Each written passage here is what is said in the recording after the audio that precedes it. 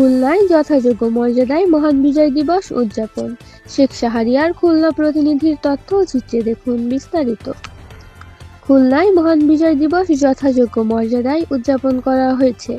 বাঙালি জাতির স্বাধীনতার মহান এই দিনটিকে কেন্দ্র করে জেলা প্রশাসন, মুক্তিযোদ্ধা সংগঠন, শিক্ষা প্রতিষ্ঠান, সামাজিক ও পেশাজীবী সংগঠন সহ সর্বস্তরের জনগণ অংশগ্রহণ করেছে। সকালে সূর্যোদয়ের সাথে সাথে জেলা প্রশাসনের উদ্যোগে গল্লামারী শহীদ স্মৃতিসৌধে পুষ্পস্তবক অর্পণ ও জাতীয় পতাকা উত্তোলনের মাধ্যমে দিবসের কর্মসূচি শুরু হয়। খুলনা জেলা স্টেডিয়ামে জাতীয় পতাকা উত্তোলন, জাতীয় সঙ্গীত, ছাত্রছাত্রীদের অংশগ্রহণে কুচকাওয়াজ, ডিসপ্লে ও একটি বিজয় মেলার আয়োজন করা হয়।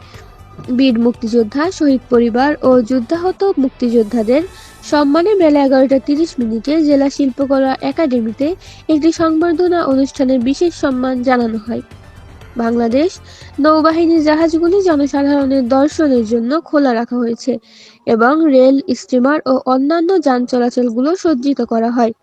এছাড়াও শহরের সব গুরুত্বপূর্ণ সরকারি স্থাপনাগুলি আলোকসজ্জায় বিশেষভাবে সজ্জিত করা হয়েছে। এছাড়াও মুক্তিযোদ্ধা ভিত্তিক চলচ্চিত্র ও আলোকচিত্র প্রদর্শনী, শিক্ষা প্রতিষ্ঠানে বিনামূল্যে প্রদর্শনের ব্যবস্থা করা হয়েছে। মহান এই বিজয় দিবসকে স্মরণীয় করে রাখতে খুলনায় সারা জেলা জুড়ে জাতীয় পতাকা সজ্জা ও বর্ণাঢ্য আয়োজন করা হয়।